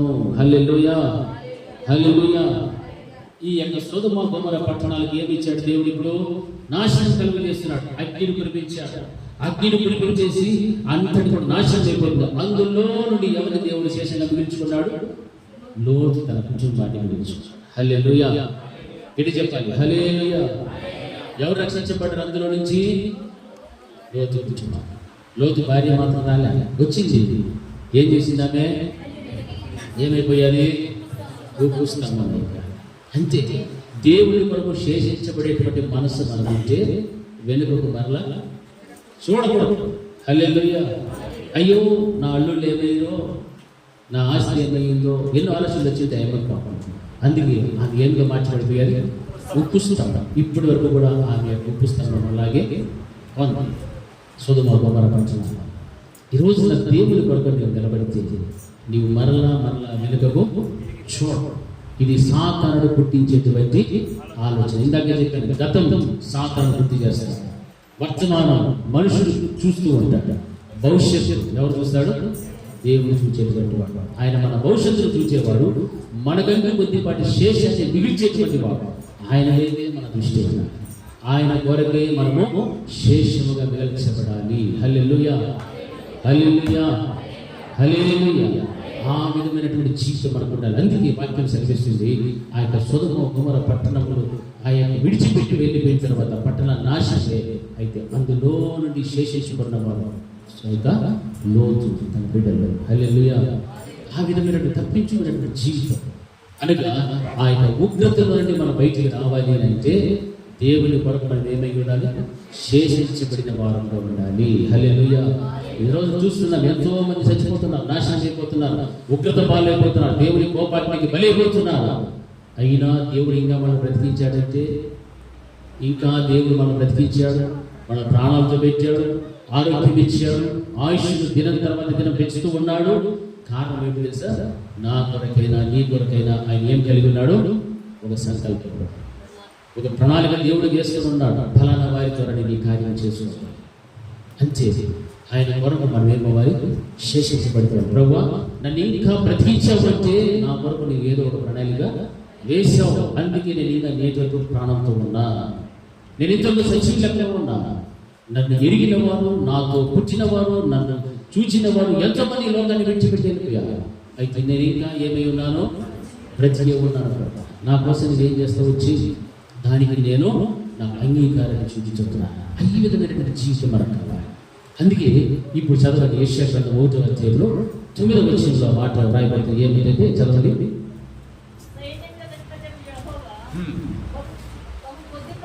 బహు కొద్దిపాటి శేషము మనము నిలుపని ఎడల మనము సొదొమ వలె ఉందుము, గొమొర్రాతో సమానముగా ఉందము. హల్లెలూయా, హల్లెలూయా. ఇప్పుడు దేవుడు ఇక్కడ మాట్లాడుతున్నాడు. ఏమంటున్నాడు? బహు కొద్దిపాటి శేషము మనము నిలుపని ఎడల. ఆయన యొక్క సంకల్పము నెరవేర్చుకోవడానికి, ఆయన చిత్తము నెరవేర్చబడటానికి ఆయన కొద్దిపాటి శేషాన్ని మిగిల్చుకుంటూ వచ్చాడు. ఆ యొక్క పూర్వ దినాల నుండి మనం గమనిస్తూ వచ్చాం. నోవాహు, గిద్యోను, సంసోను, మోషే, దావీదు వీరందరినీ కూడా దేవుడు శేషముగా మిగిల్చుకొని తన ప్రజలందరినీ కూడా నడిపిస్తూ వచ్చాడు.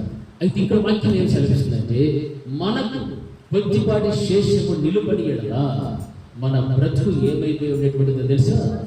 సొదొమ గొమొర్ర వలె అయిపోయి ఉండేటువంటిది. హల్లెలూయా. సొదొమ గొమొర్ర అంటే సామాన్యమైనటువంటి పట్టణాలు కాదవి. అవి ఎటువంటి పట్టణాలు తెలుసా? చాలా పాపముతో నింపబడి ఉన్నటువంటి పట్టణాలు. చాలా పాపముతో దేవుని యొక్క ఉగ్రత, దేవుని యొక్క కోపము వాటి మీద నిలిపి దేవుడు అగ్నితో కాల్చివేశాడంటే ఎంత భయంకరమైన పాపములు చేసినట్టు. ఈ రోజున దేవుడు నేను సచివ లెక్కలో వచ్చి ఆయన నిన్నైనా నన్నైనా కొద్దిపాటి శేషంగా మిగిల్చుకున్నాడు. కాబట్టి ఈ రోజున మన కుటుంబ పరిస్థితి చూడండి ఒకసారి, మన యొక్క సంఘాల పరిస్థితి చూడండి. ఏమైనా సొదొమ గొమొర్రలతో సమానంగా ఏమైనా ఉన్నాయా? నీ కుటుంబం ఏమైనా సొదొమ పట్టణంతో గొమొర్ర పట్టణంతో సమానంగా ఉన్నాయా? వారి ఉన్నటువంటి పాపములు శాపములు కూడినటువంటి పరిస్థితులు ఏమైనా దేవుడు నీకు కల్పించాడా? లేదు. కారణం ఏమిటంటే వాక్యం సరిపిస్తుంది, బహు కొద్దిపాటి శేషము మనము నిలుపని ఎడల.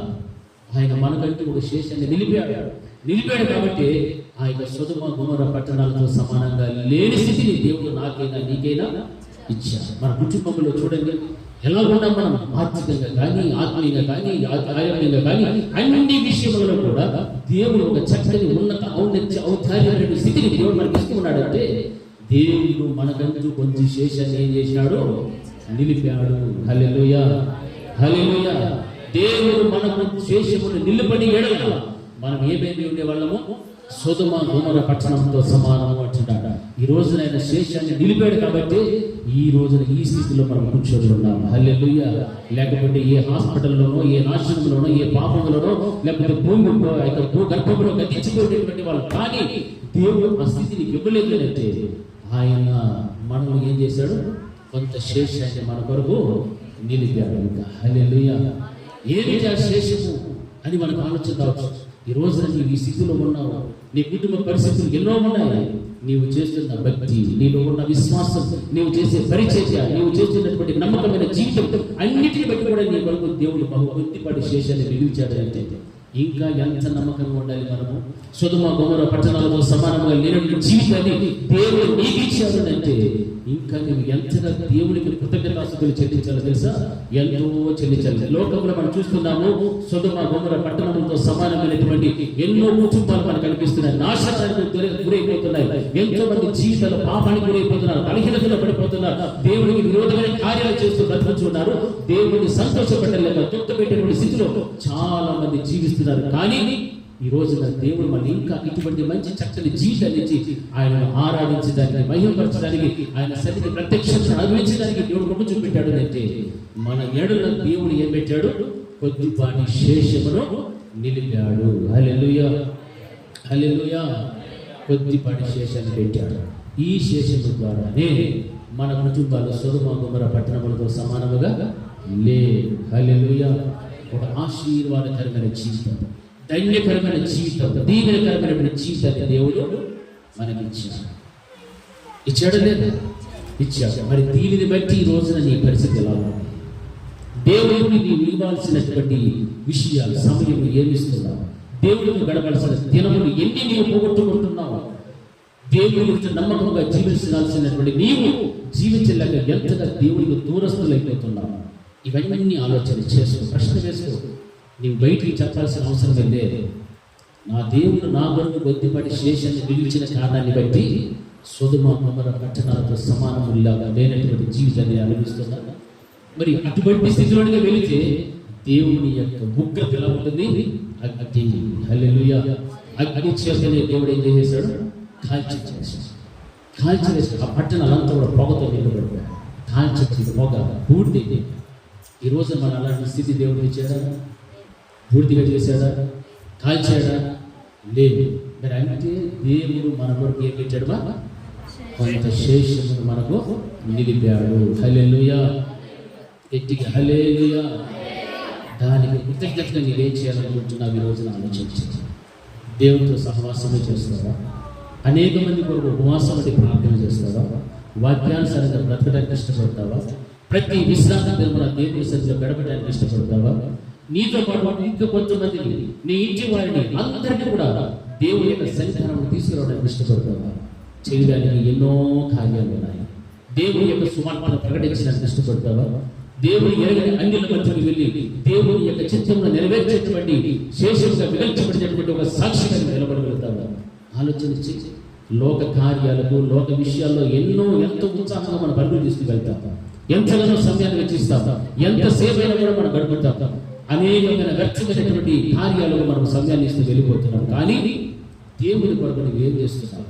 ఎంత సమయాన్ని ఇస్తున్నావు? ఆయన నీ కొరకు కొద్దిపాటి శేషమును మిగిల్చకపోయి ఉంటే, నిలబడకపోయి ఉంటే, నీ పరిస్థితి, నీ కుటుంబ పరిస్థితి ఈ రోజున ఏమై ఉందో తెలుసా? సొదొమ గొమొర్రా పట్టణములతో సమానమైనటువంటిది. హల్లెలూయా. బాగా ఆలోచన చేయాలి ప్రియమైనటువంటి దేవుని బిడ్డలారా. ఈ రోజున ఒక కుటుంబ వ్యవస్థ దేవుని చేత దీవించబడుతూ ఆశీర్వదించబడుతూ ఉన్నది. ఒక చక్కటి జై జీవితాన్ని పొందుకుంటూ ఉన్నది అంటే మనకంటూ దేవుడు ఏం పెట్టాడు సార్? కొంత శేషాన్ని పెట్టాడు. ఆ శేషమును బట్టి దేవుడు సొదొమ గొమొర్రాతో సమానంగా లేకుండా ఈ జీవితాన్ని ధన్యతని దేవుడు అందించినాడు. హల్లెలూయా. అంతే. దీనిని బట్టి దేవునికి వ్యతిరేకమైన ఆలోచనలు, దేవునికి వ్యతిరేకమైన క్రియలు ఏ ఒక్కరిలో కూడా ఉండనే ఉండదు. ఏ ఒక్కరిలో కూడా ఉండదు. ఎందుకంటే సమయం చాలా తక్కువగా సంకుచితమైపోయి, కాలములు సమయములు సంకుచితములైపోతున్నాయి. అందుకే వాక్యం చెప్తారు, సమయమును పోనీయగా సద్వినియోగము చేసుకుంటూ అజ్ఞానుల వల్లే కాగా జ్ఞానుల వల్ల నడుచుకోవాలి. ఇవన్నీ ఎందుకు చెప్తాడు? పరిశుద్ధ గ్రంథంలో ఎందుకు రాయించాడు? దేవుడు మనకి ఇచ్చిన జీవితం చాలా శ్రేష్టమైన జీవితం. ప్రథమ ఫలం దేవుడు సృష్టించిన ప్రతి దాంట్లో కూడా ప్రథమ ఫలంగా దేవుడు మనుషులు సృష్టించాడు. ఈ రోజున నీవు దేవుడి కొరకు ఏం చేస్తున్నావు? ఎలా నిలబడుతున్నావు? శేషముగా నిలబడుతున్నావా? లేకపోతే ప్రక్కలో బల్లెం పోటు వల్ల నీవు నిలబడుతున్నావు? ఆలోచన చేసి ప్రక్కలో బల్లెం పోటుగా నీవు ఉంటే ఇక నిన్ను దేవుడు ఏం చేస్తాడు? ఆ కృపకు నీకు దూరం అవుతుంటే ఆయన తీర్పుకు నీవు దగ్గర అవుతున్నావు అని జ్ఞాపకం పెట్టుకోవాలి. హల్లెలూయా. కృప కావాలా? తీర్పు కావాలా? ఎవరికి కృప కావాలి? ఎవరికి కావాలి? చేతులు చూపించే కృప ఎవరికి కావాలి? దేవుడి కృప. ఆయన తీర్పు ఎంతమందికి కావాలా? తీర్పు, దేవుడి తీర్పు మన దగ్గరికి రాకుండా ఉండాలంటే ఆయన కృపలోనే ఏమవ్వాలి? బ్రతకడానికి ఇష్టపడాలి. అంటే శేషించబడాలి. ఇప్పుడు చూడండి, మొదటి రాజుల గ్రంథం 2వ అధ్యాయం 4వ వచనాన్ని ఒకసారి చదవండి. మొదటి రాజుల గ్రంథము 2వ అధ్యాయం 4వ వచనంలో ఒక మాట రాయబడుతుంది. నీ పిల్లలు తమ ప్రవర్తన విషయంలో ఉండి నా ఎదుట తమ పూర్ణ హృదయముతోనూ పూర్ణ మనస్సుతోనూ సత్యమును అనుసరించి నడుచుకుని ఎడల ఇశ్రాయేలీయుల రాజ్య సింహాసనం మీద ఆసీనుడగు ఒకడు నీవు ఉండక మానడని యెహోవా నన్ను గూర్చి ప్రమాణము చేసిన మాటను స్థిరపరచును. హల్లెలూయా. హల్లెలూయా. గట్టిగా చెప్పండి, కూడా స్తోత్రం చెప్తాం. హల్లెలూయా. చూసాను ఇక్కడ ఎంత మంచి వాక్యం చెప్తుందో. ఇశ్రాయేలీయుల రాజ్య సింహాసనం మీద ఆసీనుడగు ఒకడు నీకు ఏమో ఉంటాడు? నీవు ఉండక మానడని యెహోవా నిన్ను గురించి ప్రమాణము చేసిన మాటను స్థిరపరచును. ఇదే. హల్లెలూయా. హల్లెలూయా. నీ కొరకు బహుబుద్ధిపాటి శేషమును నిలుబడియాడు. ఆ శేషం అనేటువంటిది ఏమిటి అంటే ఇదే. ఇశ్రాయేలీయుల రాజ్య సింహాసనం మీద ఆసీనుడు ఒకడు నీకు ఉండక మానడు. నీవు దేవుని కొరకు శేషించబడితే నీకంటూ ఎవరున్నారు తెలుసా? నీ దేవుడే నీతో ఉంటాడు. హల్లెలూయా. ఇశ్రాయేలీయుల సింహాసనం మీద ఆసీనుడకు ఒకడు నీకు ఉండక మానడని యెహోవా నన్ను గురించి ప్రమాణము చేసిన మాటను స్థిరపరచును. హల్లెలూయా. హల్లెలూయా. హల్లెలూయా.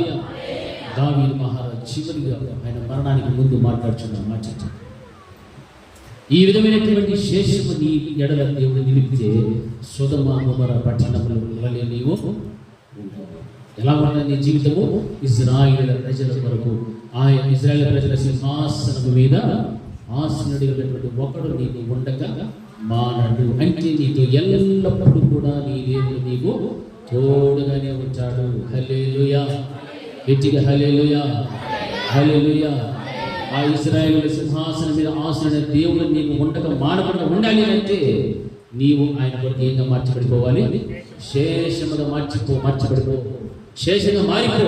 ఎన్ని ఇబ్బందులు ఎదురైనా, కష్టములైనా, ఇబ్బందులైనా, శోధనలు వచ్చినా ఇరుకులు, కష్టాలు, వ్యాధులు, బాధలు ఎన్ని వచ్చినప్పుడు సరే ఆయన కొరకు నీవు ఏమి నిలబడాలి? శేషముగా నిలుపుకో. ఆయన నీకు ఉండక మానడు. హల్లెలూయా, హల్లెలూయా. ఆ విధమైనటువంటి మంచి విశ్వాసంతో, నమ్మకంతో, మాన్యతతో బ్రతకడం నేర్చుకో. అప్పుడే నీవంటూ, నీ కుటుంబం అంటూ దేవునికి ఏమిగా పిలిచబడతారు? శేషము. అప్పుడు ఆ యొక్క ఇశ్రాయేలీయుల సింహాసనం మీద కూర్చుంటూ ఒకడు నీకు ఉండగా మానడు. హల్లెలూయా.